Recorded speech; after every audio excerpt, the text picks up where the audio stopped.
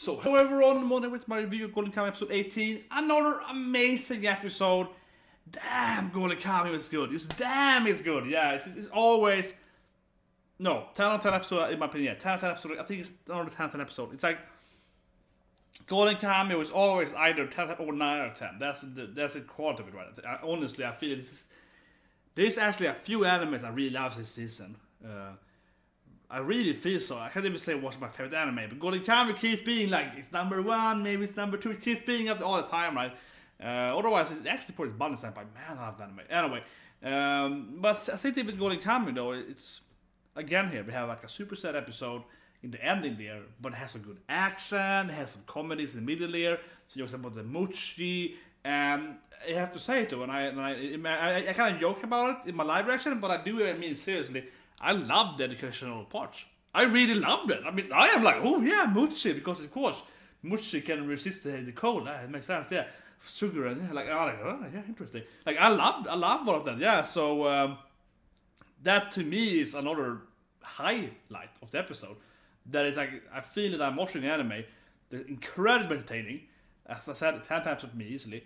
And it's also like, man, I feel I actually learned something now. Like I can talk about this with non-anime watchers. I don't have who's that? Yeah, but know what I mean, right? I can talk to this about. I go to have a date this week, so I can talk to this person I'm going to date with and be like, do you know that this mochi blah blah blah from Japan is very good in cold because it's really cold here. Yeah, I could get in the topic right without having to talk about anime, I mean like seriously that to me was very. I mean I liked it a lot. And the author is so good, right? Because it makes it like, okay, it's a Mochi, and it has walnut Mochi, it's like his personal Mochi way, and the whole story of that, right? And then, of course, that ending, when he's lying there dying, and he can't hear anything, can't see anything, and it's like, here's my Mochi. And he's like, is that you, brother? And I was like, Tanigaki, is that you? And I was like, man, that was a good scene. It's like, here's my Mochi. So I know you remember me, yeah. And I was like, that was an amazing scene. And again, that was such a great build-up, right? Building that up from kind of like the educational anime part, kind of like a personal job between them, and then it fits in that mood shade. It's like, man, that to me is excellent writing. And of course, then we see after the whole his backstory, we see the turn and he's joking, give me some Mochi. I want some of that Mochi. Like that's like, oh man, I love that guy, love that bad guy. So.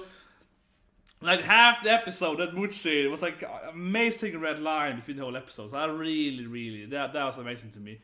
How that Mochi felt so important. And yes, the Mochi food is pretty good. No, but I like that was awesome. And how will you say it though? It's I like history. I'm a history buff, so I will admit I'm a little weak for Golden Kamuy. Like I'm a little like, man, I love this because I'm always loved historical settings, right? I'm a big fan of read history and reading like fictional history, which I grew with a lot as a kid. When you basically read about, oh, this is person here, he's living with the king, or like yeah, but like I can't remember the author's name now. It's like Olaf something, but Olaf, yeah, something like that. But I think it's a very classic author, and they wrote a lot of great like fictional history where it's like, oh, we're following kind of like the king's I don't know, his squire or something like that, yeah. And from that eyes we get like an action view of actual historical events, right? I read a lot of books as a kid, awesome books, very good. And I mean, I like history, and they were like super excited. I was like, oh yeah, the king did this thing and the king murdered that guy. I was like, oh, interesting, yeah. And another really good book for that matter, The Dwarf. Very good book. Amazing book. Does he have Nobel? I don't think he has a Nobel Literature Prize, but it's something. It's very awarded list. The author for The Dwarf, yeah. So basically, The Dwarf is about a dwarf, and it's a dwarf. No, but it's like a dwarf, and he's called the Duke, yeah, Fursten. It's a Swedish author, yeah. He's calling the Fursten the Duke or the Count, and it's like you're following this. I guess you would call him like the Nar or the Jester and so on, right, of the court, and like how he views the king or the count and like his allies, and he really hates her daughter. He really hates the king, the count's daughter all the time. It's like, she's so ugly, she's so stupid, and it's really interesting. It's like a very, I absolutely recommend it. The Dwarf, yeah, amazing book. It's like a very historical, but it's like fictional historical, right? It's like very much this happened in real life, but it's not exactly. It's like very much like like pretty much. It's very interesting, and it takes a lot of the historical setting right through this, like this the rules and so on. Like I feel very similar to Golden Kamuy actually, yeah. And the Dwarf also was very horrible. It's very dark, and also had a lot of weird comedy. So actually thinking about it, it's very similar to Golden Kamuy in a lot of sense. So I absolutely recommend it. But anyway, I always love those kind of stories, right? So I will admit that I'm keep saying that. It's terrible, but it really is good if you like historical drama. No, but seriously, again, I think that thing with the Mochi was so good, and then in the end there, when we have Asirpa doing the dance, I'm like, I love this too. Craziness, no, but all that is great. We learn about her Huchi, right? Her, grandma, and he's like have to they have to be buried, and they have to have the ceremony. That's why they always raise kids, and they don't have their own kids, they raise other kids. And we say to like, I am also her son. I will. She fed me, I am her son. Don't worry, kid. I will give her a burial. I will find a Sirpa and protect her. It's like, you giggle. Yeah, but all of that, right? So, I think that historical setting, and it really makes it good. Anyway, sorry for me. I don't know. I love history, okay? I'm a history buff. I would love being historic. Yeah, I'm a history buff and so on. But anyway, another part of the story, of course, was the whole hatred, right? The revenge, the hate, and I think it was really good. But I will say this though, and I joked about it in my other videos so well, it was, in my opinion, a little predictable.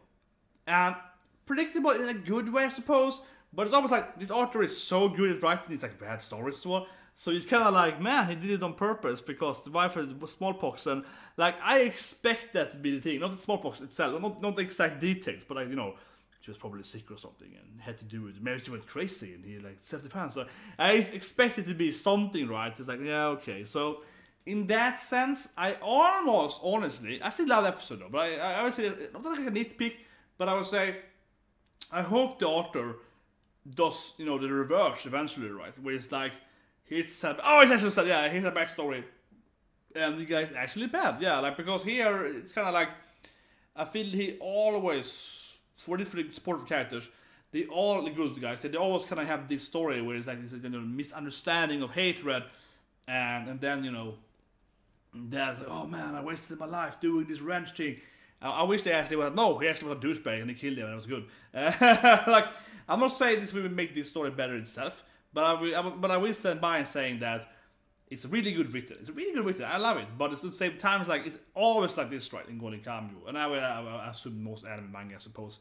It's always kind of like this. It's never gonna be, oh, you were hatred, and it was justified hate like that. Come on, justified hatred. That never happens in anime. Very rarely, extremely rarely. So, in that sense, though, it's a little bit like you kind of know. When the story is kind of mid-progression there, like, he's full of hate now, and it's like, I wasted my life trying to follow Kenkichi or Kenkichi, whatever it's not pronounced, yeah, sorry. And, they keep saying that, I'm like, man, this, of course the guy's incels. Of course it's gonna be incels, right? Because, like, else would be a waste. So, it's a little like that, though. It's a pretty, I still really like it, though, and it makes it really sad, and when he's lying there, it tells him, please, tell someone this story because I need him to know. It's like, I'm here, eat my Mochi. Like, it was still excellent. Oh man, it was super sad and amazing. So I still loved it. I mean, I really loved it. It's 10 out of 10 for me. It's 10 out of 10, but I will say that it's a little bit like, it's always really sad. It's like, it's always gonna be maximum sadness, right? And to be maximum sadness, you have to also start feeling something for the, the antagonist, the guy that made him go out there. The antagonist is a pure evil guy, then it wouldn't be as sad. If we kill him and be like, yeah, I got my revenge. No, I'm empty inside, but I got revenge list. Like, that wouldn't be as good of a story, right? But I do hope that eventually it's gonna be a few, like, antagonist, like, supportive story, like, whatever, where they actually like, man, he actually was a douchebag. He actually wasn't, there is no redemption here. He actually is a bad guy. Like, I hope it's gonna happen eventually. Maybe Sugimoto's backstory started last week. He was like, I'm looking for the food, the persimmons. Yeah, like that. Maybe that backstory is gonna be dark. You know, his task of why he joined the army might actually be explained by actually, you know, justified hate or something like that. Maybe. But anyway, I love this episode. Hope you liked my review. Press the like button. I want to hear from you. What do you think about historical spamming at talking about here? Well, yeah, I loved it though. And I think, again, Golden Kamuy has everything, including really love historical fiction, right? So anyway, hope you press the like button. Subscribe to see you guys tomorrow with Confusion, Black Clover, of course, Run Like the Wind, and Tanigaki. And man, your name last week, Tanigaki, that's amazing. Anyway, hope to see you guys tomorrow, and have a great day.